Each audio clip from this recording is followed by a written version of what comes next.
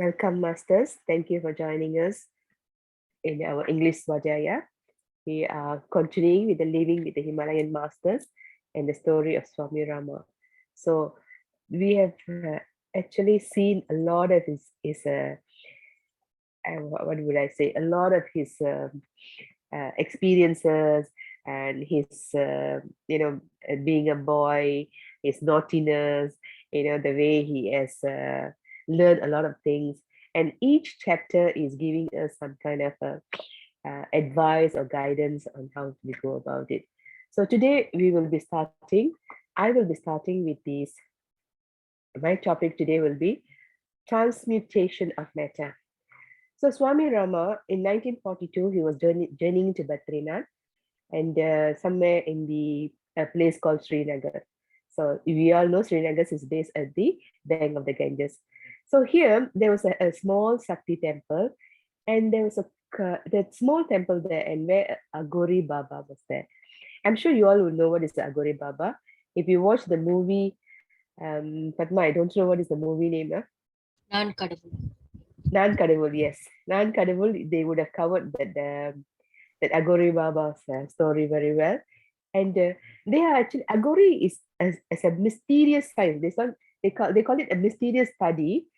And only a few people will be interested, will be studying about this matter.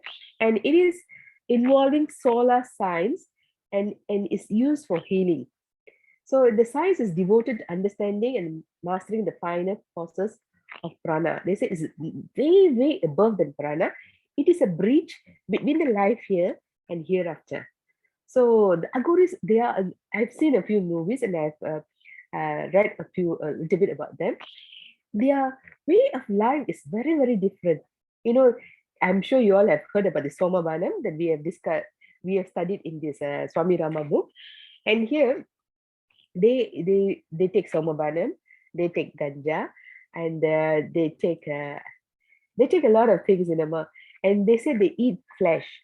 I don't know whether to refute or to understand. But in this book, it's a different story. I will share with you. So this Swami Rama goes to this Srinagar, to this place. He want to meet this Agori.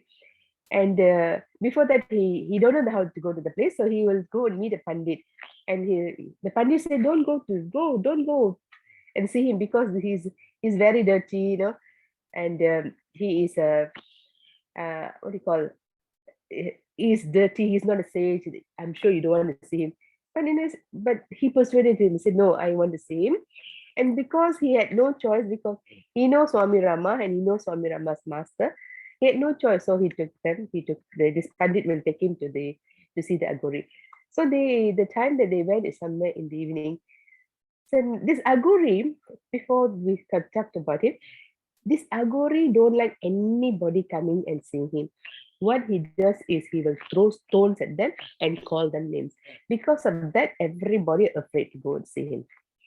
So they went there, and then or somewhere around in the evening, and they saw the Aguri sitting near the rock. So the moment he saw the Pandit, he said, yeah, behind my back, you call me names, and then now you greet me with folded arms. The Pandit wanted to leave, but the Aguri said, no, no, no. What do you do now? You go to the river and fetch me a pot of water.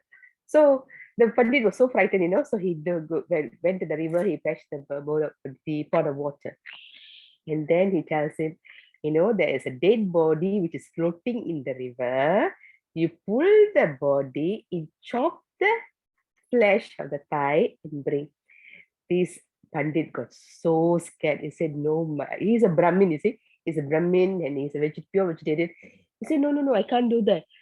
Then and even Swami Rama was, he got so kind of, oh my goodness, what is happening here? That kind of nerves. And he was so scared to carry on. He said, you either bring that flesh or I am going to chop you and take your flesh. So which do you prefer? So the poor Pandit, he had no choice. He went to the dead body, he chopped the flesh and he came back. And while he was chopping, he was so what do you call, so upset. He accidentally cut the first and the second fingers, and it was bleeding. And then he brought the flesh to the Baba. So during when he brought the flesh, Baba and Swami Rama is already in a meditative pose, and they're not in the normal senses, he said. So without saying anything, Baba touched the fingers, and immediately the fingers healed without any scar. So the Agori that asked him to take the flesh and put it in the earthen pot, and then put the pot on the fire and cover it with a stone. And then he said, "Don't you know this young Swami is hungry, and you also must eat?" And then the both of them got so scared. They said, "Sir, we are both vegetarians." The Baba got so irritated. He said, "Do you think I eat meat?" He said, do you agree with the people that I am dirty?" No, say, "I am also very pure vegetarian." And then after 10 minutes passed, he said, "Okay, he bring the earthen pot in." So the Agori goes inside and bring small, he spread some leaf on the ground, and then he brought a small earthen pot to them. And then he opened the pot, and he asked no, he didn't open. He asked the Pandit to serve all of them. So with trembling eyes, trembling hands, this Pandit was so worried, because you put meat inside, what do you expect? You will be seeing a meat inside, right? With trembling hands, he took out and he went. When he opened and served, it was actually a rasagulla. I'm sure you all know what rasgulla. Rasgulla is made from cheese and sugar, and it's one of the delicious delicacy that they have in India, and I'm sure they have it here also. And Swami Rama was thinking, actually, I wanted to eat this, on the way that he was thinking about it. And the Aguri says, this sweet has no meat in them. So both of them eat, and they say it's very delicious. Pandit Swami Rama says it's very delicious. And what he did was, so whatever the leftover, he told them, okay, you pack and you go and give to the villagers, because he wanted to show that he's not doing a tantra or magic with that. So this Pandit also will go to the village. So, and then both of them will sit for meditation for 2 hours, and then they'll be talking about a lot of things. And he found out this Agori was very, very knowledgeable. And he talks about, and then Swami Rama asked him, he said, why do you live like this? Why are you eating the flesh of dead bodies? And then he says, why you call it a dead body? It is no longer a human being. It's just a matter. A matter, you all know, it's a matter, isn't it? So you're associating it with human beings. It is not. It is just a matter. So I'm actually a scientist who's doing an experiment, trying to discover the underlying principles of matter and energy. He said, what I'm doing is I'm trying to change one form to another form. In the end, both of them is actually energy. The matter can be different and different shapes, but both of them are energy. And he said, Mother Nature is actually the best form of teacher, and he has been following her law to change the forms. And I'm sure so we have come across people who does that, And I said, people think that I am dirty and I live on the flesh of dead body. No, I'm not. What I do is I don't want anybody coming and disturbing me, because when you all know, right, when they know there is a Sami near the I won't say Sami, a holy person who's nearby, the public will go and throng the place, will fall at his feet and do everything. So he said he didn't want any of them coming and see him. So that's why he said, I call them names and throw pebbles. But he said, I've never hit anyone with a pebble. So he said, it's external behavior might be crude, but he wants that because he wants to study, so that he doesn't want to be dependent on the villagers, and everything is self-sufficient. He does everything on himself. He doesn't bother anybody. He just wants to be alone, left alone. Okay, and they stayed for the entire night talking about it. And during that time, he talks about tantra. Okay, sorry. So And then during the stay, this Agori was teaching him, was actually showing him how he can turn the rock into rock sugar, the sand into almonds and walnuts and all those things.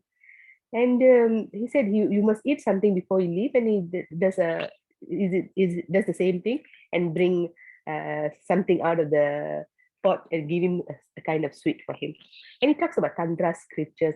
And it said Tantra is a dying science, and a lot of people are not forgetting it, not practicing it, because when they don't practice it, this knowledge will be forgotten. And then he said, why do you use, what is the use of doing all this here? Swami Rama asked him. And then the Agori asked him, what do you mean by use? He said, this is a science. A scientist of this knowledge should use it for healing purposes and tell other scientists that matter can be changed into energy and energy into matter. Okay, we all know that everything is energy. Okay, beneath there are so many names for the things, and names and forms, but in the end, everything is energy. And he said this is not known by the modern scientists. And the Vedanta is ancient science describe this principle of life, and there's only one life force, so everybody knows that.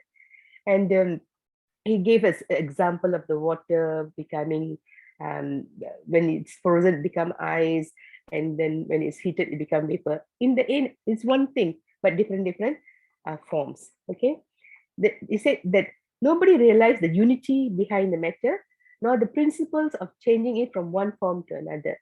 So it is actually a beautiful science that a lot of, I think what I know is a lot of studies is going on now, and people are actually learning about it.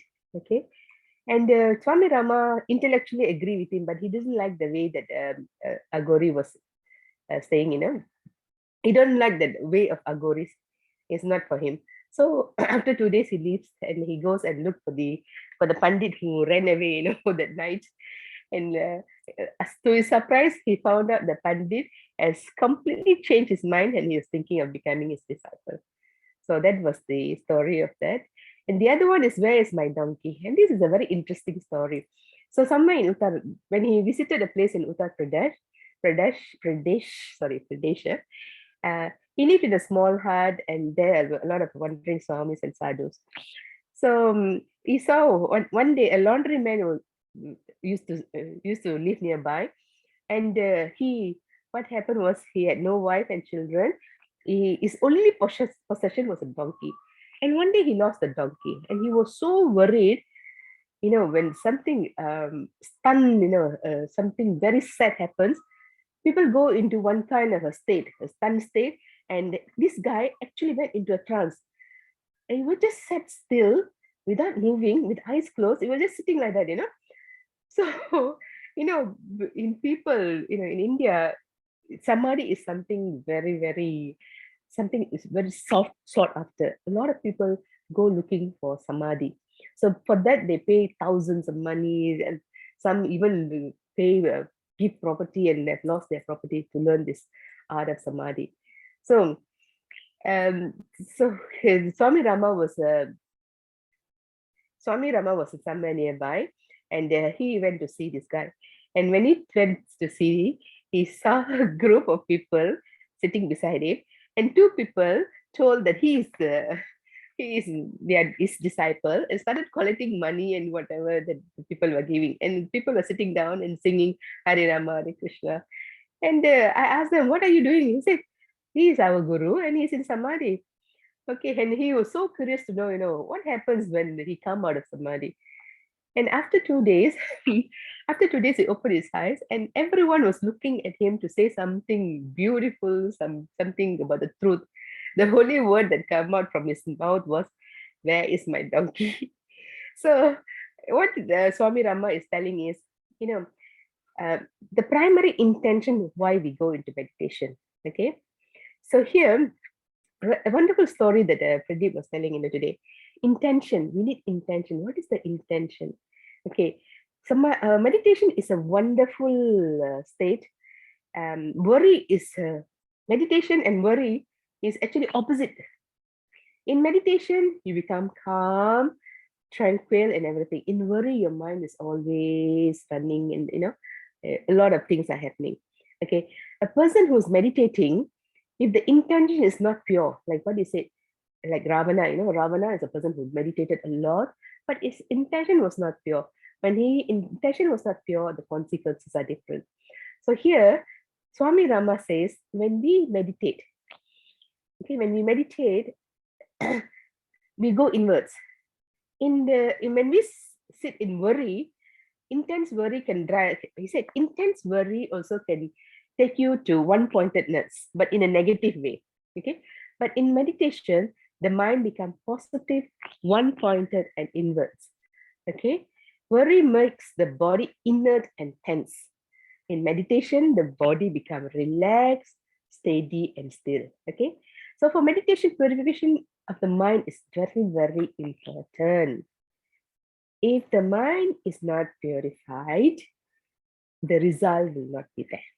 Okay, that is why and I got to add on, he said he must have a mindful living, um, maunam, sattvic food, and all those things. So it is really, really interesting what Swami Rama said about this, about meditation in this chapter. Okay, and what he says, worry contracts the mind while meditation expands it. Expansion of individual consciousness and union with the transcendent consciousness is called samadhi. I hope you all understand. Okay, so when we really go into meditation, with deep meditation, we'll come into samadhi. It's a blissful state. Okay, and hopefully all of us will attain the blissful state soon. With that, I pass the word to Rajesh. Thank you, Master Thila. My humble pronounce to Pitamaha Patriji and Swarnamala Patriji Amma. Okay, I'd like to continue the story, Himalayan Master, with the chapter, who was the other Gopinath? Like what you said, right? Master Rama, he would like, sorry, Swami Rama, I started calling him Master. He likes to go to the other side of he went to the other side of Ganges, 6 miles from a city called Kanpur. He lived in the garden by the bank of river, and he didn't care for anyone that time. He wanted to be alone. So he didn't want to go to the city, but many people wanted to come and see him. So sometimes they will come and sit, bring fruits and sit with him. But what he did is, because he didn't want to be disturbed, he wanted to avoid them.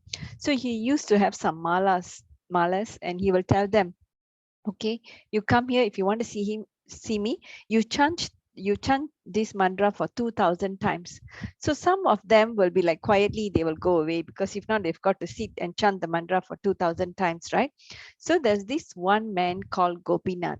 He came there, he was a treasurer of the Reserve Bank of India at Kanpur. So he came with 4 people on one afternoon. So, and similarly, Swami Rama told them, if you want to see me, you have to start chanting the mantra. So they sat and chanted. So they were so engrossed in chanting, time slipped by, and they didn't really know how the time went by. Suddenly, when the guy realized, after chanting, he realized that it was already 9 o'clock in the evening. So he said he was really shocked, because he said something bad has happened. Then Swami Rama said, okay, what could have been worse that has happened by you chanting a Lord's name? So he said that I was supposed to be at my niece's wedding, and all the jewelry was in a safe, and he had the key to the safe, and the wedding was supposed to take place at 7 o'clock. So he was like really disoriented, and he was shocked. So Master Rama said, okay, never mind. He even told even told Swami Rama, what did you do to me? You asked me to chant, you see, now I have done this. So he was like, stressed up, and he went with his 4 friends. He went back to the wedding ceremony. So once he was there, he returned to the city. When he looked at the people, they were confused why he was like concerned. He said, they told him, what's the matter with you? But they said the ceremony went on very well. Everything, the wedding went on well. And he said, what about the jewelry? He said, they said, you actually came and gave it 10 minutes before the ceremony. So he was really shocked. And then he looked at all the other, his four people who followed him. He realized that he asked them, he confirmed that he was with them, but people at the wedding, even his wife, kept telling that he was the one who came and gave the jewelry. So and this Sami, this person, his name is Gopinath. He couldn't actually accept that. He started, thinking about it, and every year, like it was like, I think for 3 years, he was obsessed with it. He was just obsessed who was the Gopinath that actually went there to give the jewelry, because he was at Sami Rama's place. So, and then one day his wife came and saw Sami Rama and then say, does he speak? He said, yes, but he keeps asking the wife, who was the other man who went there the other time. So after that incident, people came seeing him and saying that, okay, that Swami Rama can actually create miracle and all that. So Swami Rama actually consulted his master. So the master said, sometimes when you actually in really in a devoted stage, right? I mean, he was chanting the Lord's name, because there's experiences where the sages might have taken an impersonation to go and support him, and then made sure that things were there at that point of time, because they were chanting the God's name. So that's the story actually, because sometimes sages can take other forms and can go and help you. So that was that story on who was the other Gopinath. So so that was that particular story. So the next that's also a short story. This one is also another short story. This is an experience of a psychic. So on his way to Rishikesh in 1973, he stayed in one of the hotels in New Delhi, where he met a Dr. Rudolph Ballantyne, a psychiatrist and a former professor of a medical school in United States. So the doctor had come during India after visiting Middle East and Pakistan. So he was telling him about the places. He said the doctor was in New Delhi. He said at one place he was at a shopping center. A stranger called him by the name, and then when he looked at the stranger even could tell him who his girlfriend was in England. So that the doctor was so surprised. He asked him, how did you know these things? You were born, and then he even told the doctor that you were born on such a date, such a time, and what is your grandfather's name and all that.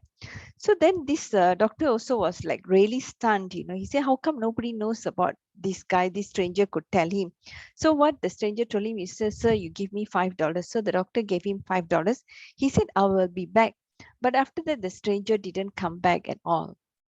So when he was actually telling, he met Swami Rama, he was telling Swamiji, this was a great man, he knew all the personal things about myself, and although he was a complete stranger. So then Swami Rama asked him, but didn't you already know these things? What was unique about that, right? It's not that something new. He didn't predict the future. He already told him what was already there. So that's why apparently in India's, there are a lot of like these fake sages, they somehow learn the trick. They can, probably tell about your past and all that. And then they come and probably cheat people.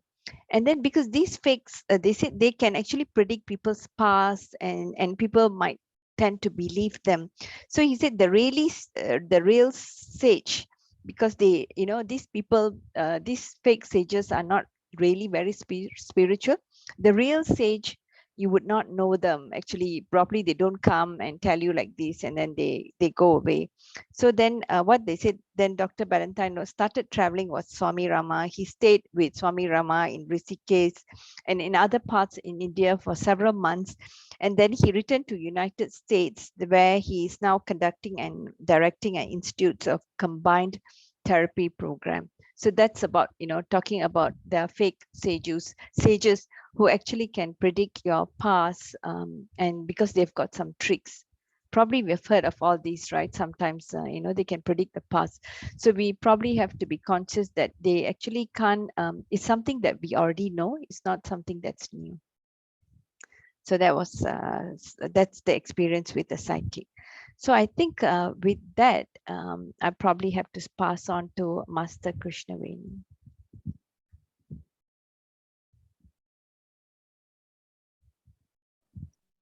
Thank you, Master Rajesh.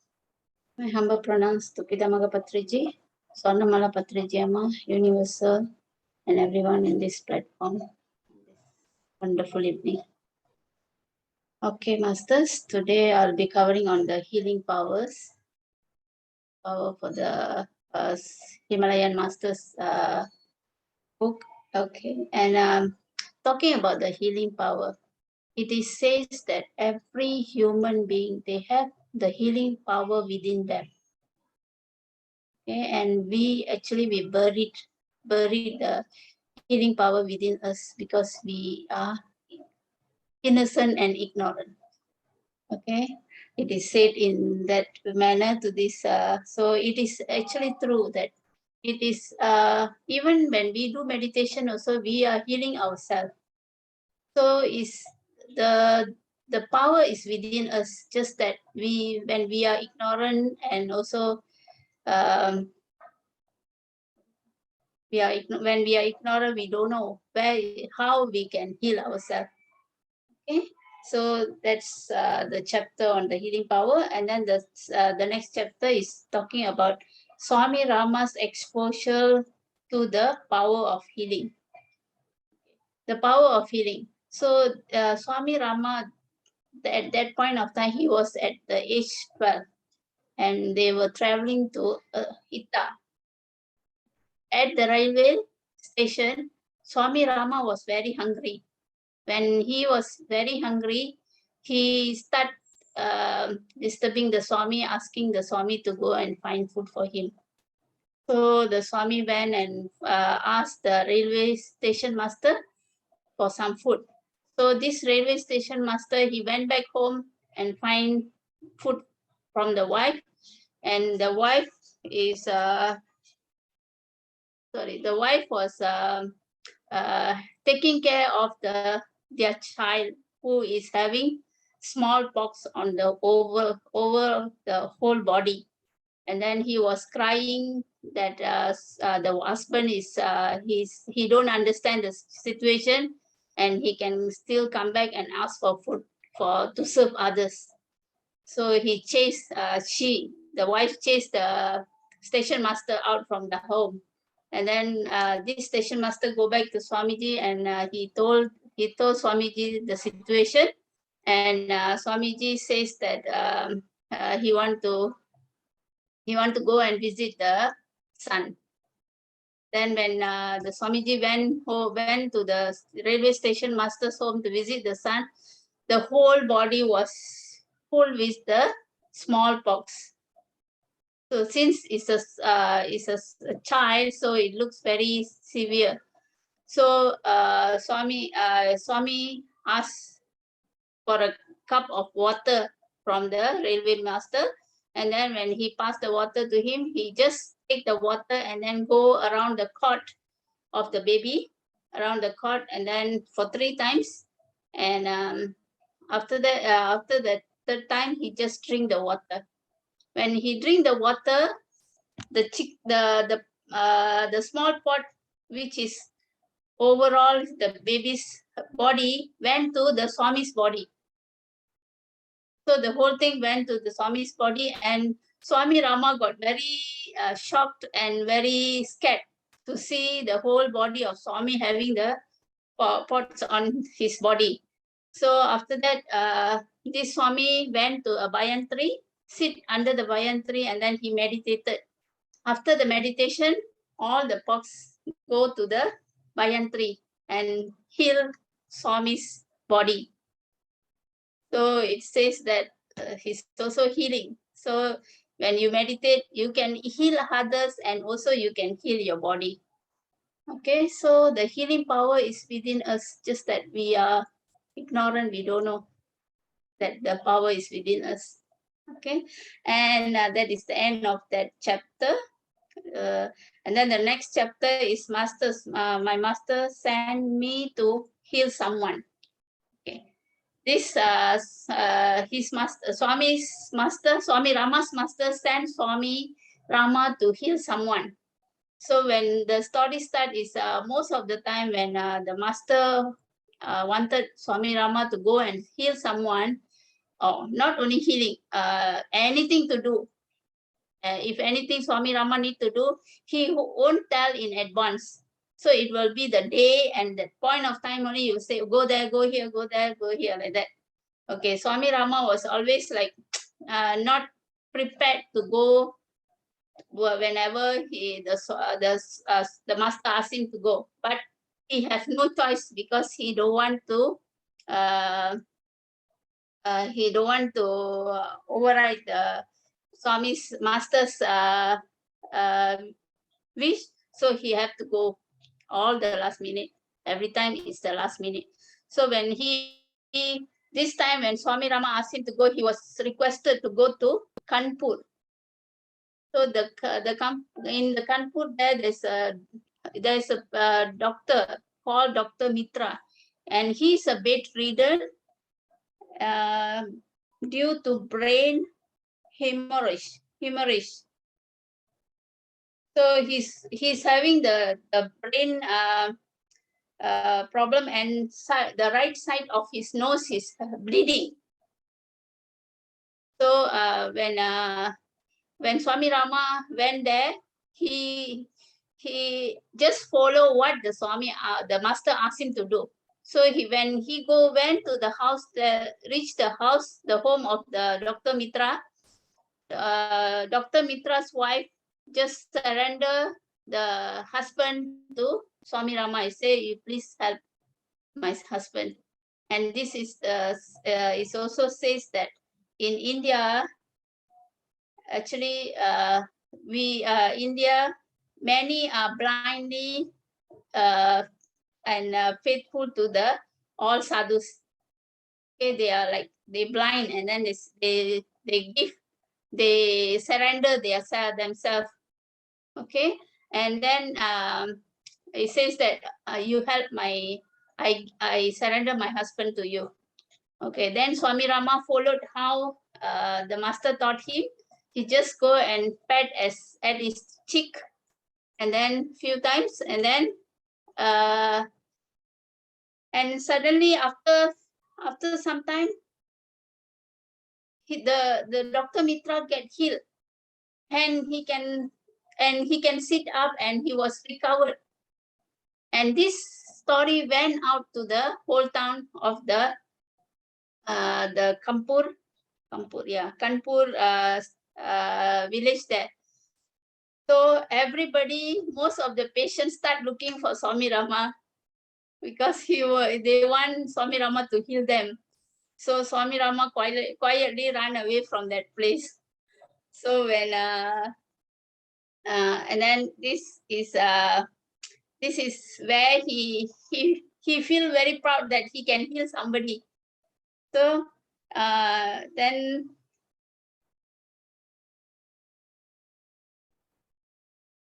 then finally, after he ran out from the village, he reached back to his cave there, and then in the cave he was telling the Swami, the master, that he also can heal somebody.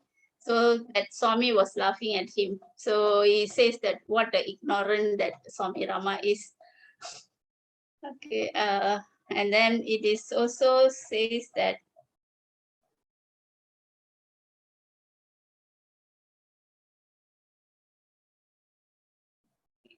the master says that one who is free from the conditioning of mind knows past, future, and present, which is called time, space, and caution. And ordinary man find it is difficult to understand the signs of this. Okay, and it says that when you understand the power of mind, you are able to predict the past. You're able to know your past. You're able to live in your present, and also you can predict the future. This is what been said in this chapter. So with that, I'm covered for my 3 chapters here. Thank you very much. Thank you for listening to me. Thank you. I'm passing over to Pathma ji. Thank you. Thank you very much.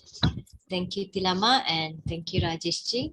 Okay, I offer my humble pranams to Brahmashri Pitamaha Patriji, Swarnamala Patrijima, to universe, all the private masters, and Swami Rama. Okay, I'll be covering on healing as well, but here we can, in these two chapters, we can learn about something that very common that we might have heard, uh, form of healing, and another one is music, how music can be a form of healing too.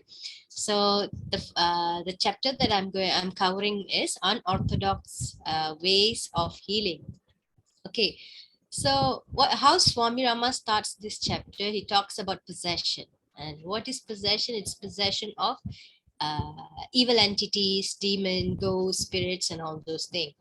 So Swami Rama said, it's very common. It happens in every single culture, in every, in Malay, they say pelusuk dunia, means in every corner of the world, you can hear this thing, possession, possession. And from 1916 till now, or I mean, till when he wrote the book, he's traveled all over the world, and, he can, he's came across this about this possession, and he said not only illiterated people or you know ignorant people believes that, even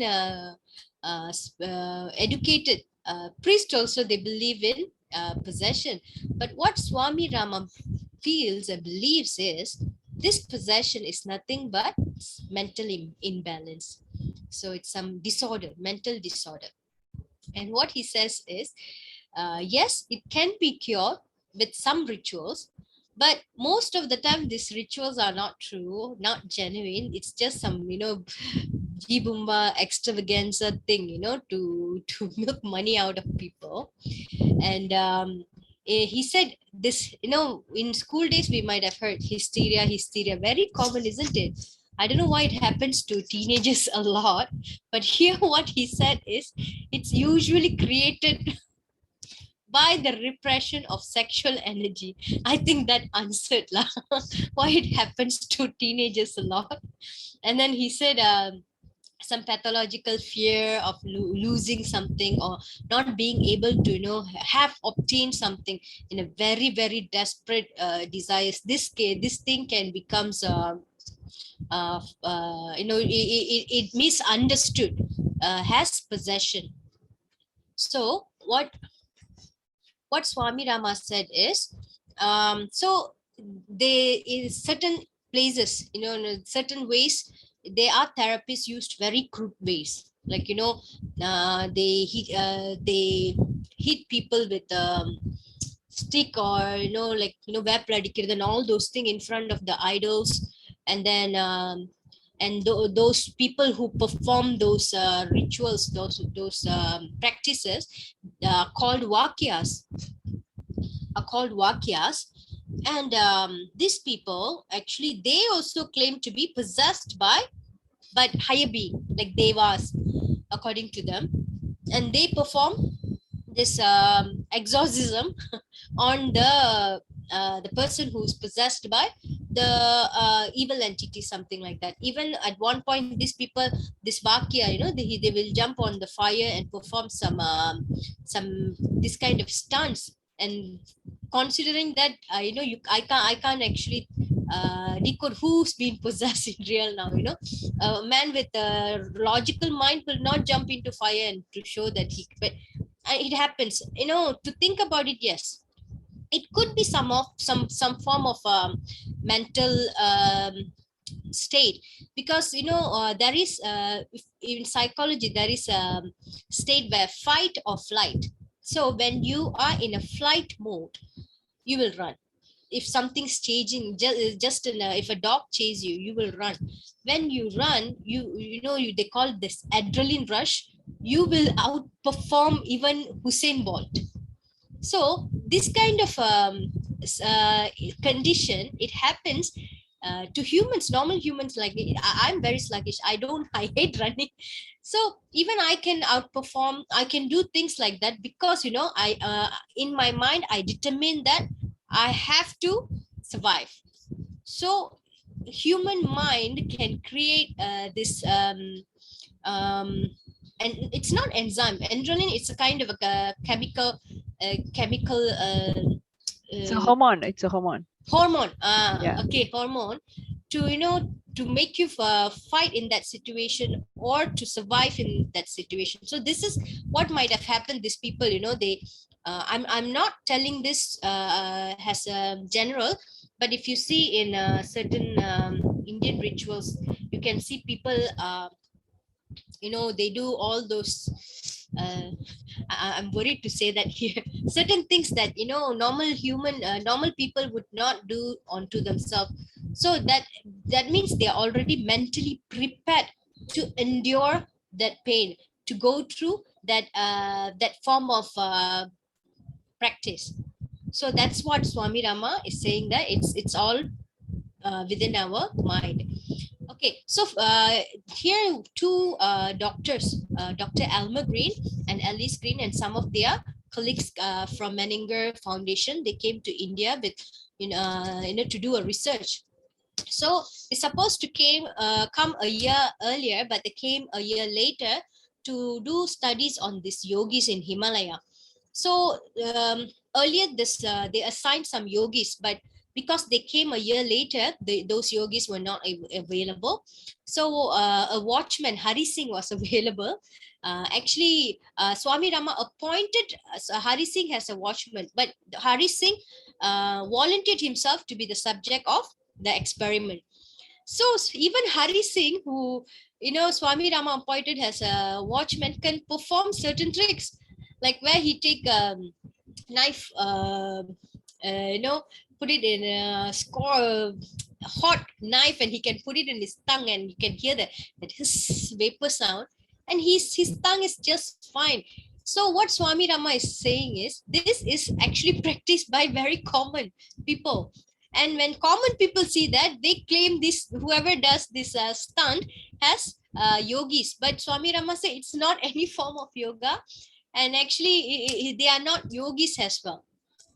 So it is genuine, but it's also common.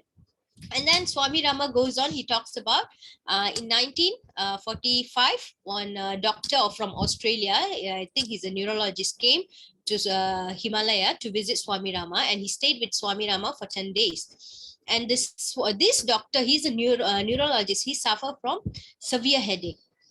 So he came for a cure, even though as a doctor, he've gone to many doctors, he couldn't heal his headache.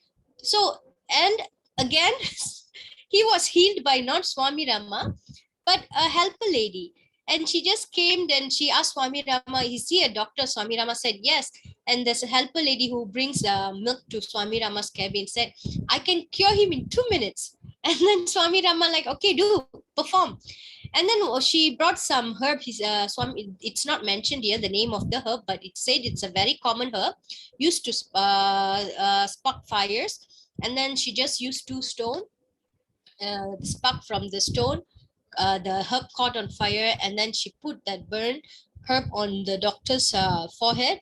And then she took a hook, and then again she heated the hook, the red hot hook, the end is, she put it on his head, and then the doctor actually she screamed in pain. Even Swami Rama was shocked. And then after that, the lady just calmly went back, and then the doctor was healed. So Swami Rama and the doctor start to ask Swami Rama, pressure him, what form of science is this? I need to learn. She just healed me in 2 minutes. And so for Swami Rama, it's like, what? You are healed, so just let it be. Don't put another headache on yourself. It's not something too easy to learn. But then this doctor, he went under a herbalist called Vaidya Bhairavadat, and then he learned from him some knowledge of herbal and all those things. And then the doctor came back and told Swami Rama, it's what that lady did, it's a form of acupuncture actually. They take the sharp pins, and then they just pierce the meridian points, the nadis. So that's what she might have done. Even though the lady might not be educated in Ayurveda or in acupuncture, she was able to heal because maybe it's something very commonly practiced for headache. you know, in if you know the shiatsu or the reflexology, you know, they say all the nerves ends in our foot. And then for shiatsu, for headache, they say just pinch here, you know, not pinch actually, just apply some pressure here, the headache will be gone. So it's just the point. And so certain things are commonly practiced. So yeah, that's how it became the village. For villages, they what Swami Rama said, it's quite common. And then here what Swami Rama said, it's not all the time, you know, the modern medicine can bring remedy, can heal pains. And he said it's usually what it's needed is like for Ayurveda therapy, it's just very simple way of healing. It's just either the change of a place or a sleeping habit or eating habit or, you know, change of lifestyle. So he said even meditation, it helps a lot, because just like how Master Krishnameni said, our body has tendency to heal itself provided what it's needed is given.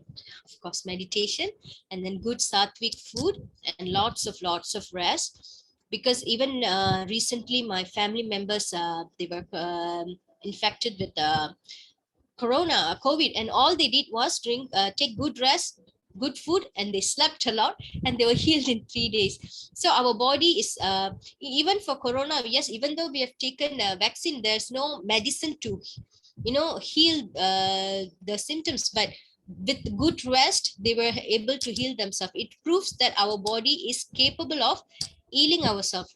And what just like Master Pradeep said today, you know, the moment we find the reason in the root cause of our disease, our body is capable of naturally healing itself. Means if the once the lesson is learned, why this disease is, we've got this disease, then our body will take its own course to heal, you know, and of course with the cosmic energy as well. So so this is with an unorthodox way of healing. Another one is healing in a Himalayan shrine. Okay, Swami Rama, he followed this businessman and his friends and family of friends. They went to Badrinath, and this businessman's name is, one moment, Jaipuria. Mr. Jaipuria, he invited Swami Rama to follow his family and his friends. You know, they have around 40 people to go to Badrinath shrine. And then they also had have this own their own physician to follow them, to monitor, you know, their health and everything. So for Swami Rama, since I think birth, he, you know, he's been climbing mountains and crossing forests and everything. So he just walked the Karna Prayak. But for others, they have to you know, go up with the palak. And even despite going through the palanquin, they had swollen knees and all those things.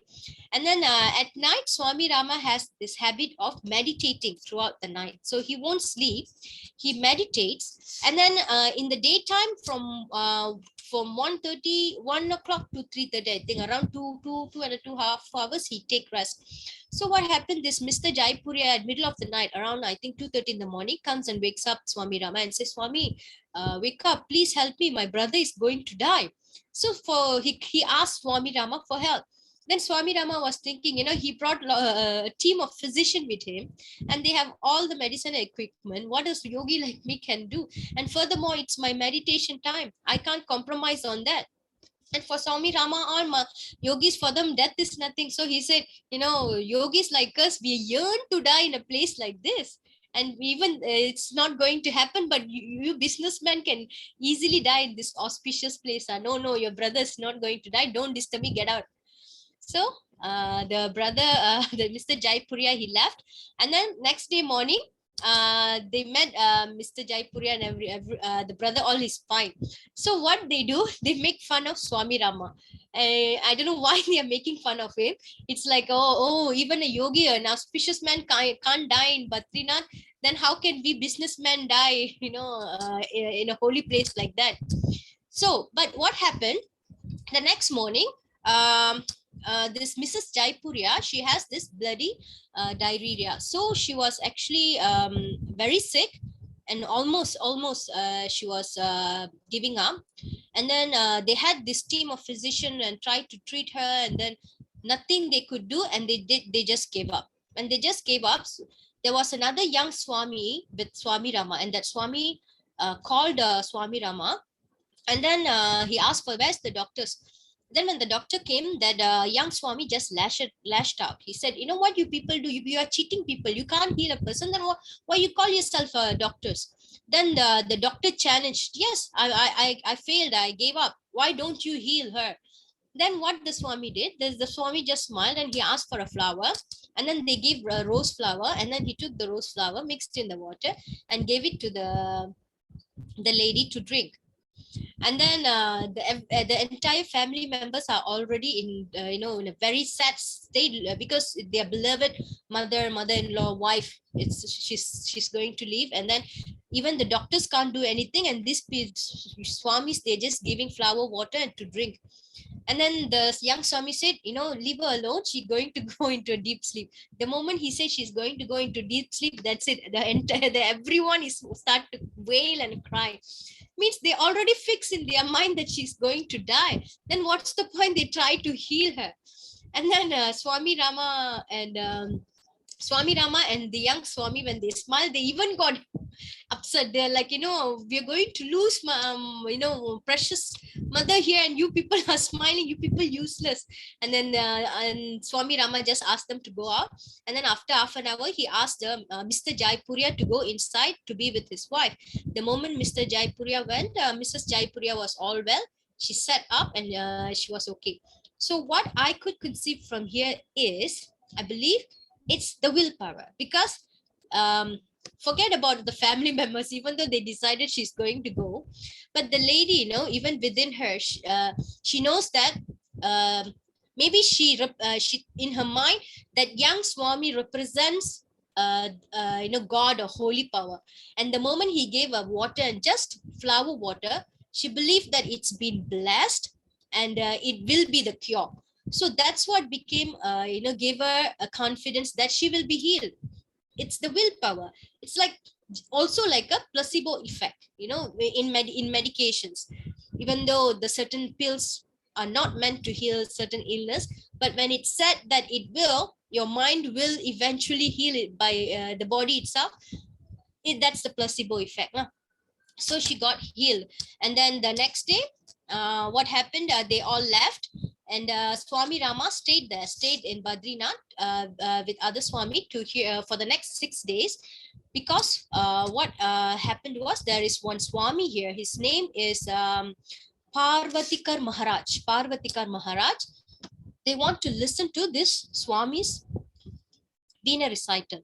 And this Swami, he plays beautiful, divineful Vichitra Veena music. So I myself a Vainika, I play Veena. So I know there are 3 types of Veena. Commonly used Veena is Saraswati Veena, the one we see in very common, right? Because they said Saraswati Veena is from South, and it's mainly for the structure. It's for the female to play. And this Vichitra Veena is none other than Rudra Veena. Rudra Veena is represent Shivan. So the myth is Rudra Veena was invented by Ravana, because Ravana is a great Vainika. He plays, nobody can play Veena like Ravana. So for his love for Shivan, he invented this Rudra Veena. And the shape of Rudra Veena is very unique. It has 2 big, we call it kodam, but it's 2 big kodam there. For males, it's easy for them to carry and play, but for females, no, because we can't carry it on our chest. We will normal Veena, we put it on our lap. Another Veena is, the last Veena is Gayatri Veena. Just some info about Veena to show off that I know about Veena. So this Swamiji, he plays this Parvatikar Maharaj, he plays the Veena. And before he plays the Veena, he always mentioned this thing, When I read that, it really resonates. He said, blessed ones, I am tuning my instrument, and you can tune yours. The chords of life should be tuned properly. It is an art to tune the chords first and then to hold the instrument in a comfortable and steady way. Let you be the instruments now. Let him play through you. Just surrender yourself. Offer this tuned instrument of yours to the musician. Very beautifully said, isn't it? It's like, you know, we have to prepare ourselves in a perfect way, and just once we prepare ourselves in the perfect way, we just surrender to the higher power, higher divine, then the rest will be taken care. You know, means the higher divine knows what note to play, what in what song to play. So this is what that Swami said. And here Swami Rama talks about music. It's little deep. He talks about nada, and he talks about vibration. He talks about 7 notes and all those things. But I think this is not that important. What is important is he's talk about anahata nada. Anahata nada is our silence sound, which I believe it's none other than the voice of our inner soul. Okay, so this is all about the chapters that I'm supposed to cover. So to know these chapters in detail, we encourage our participants to read the book. Thank you, Pathma ji. Thank you, Rajesh. Thank you, Krishnaveni, for a wonderful narration today. And I just let me stop the recording.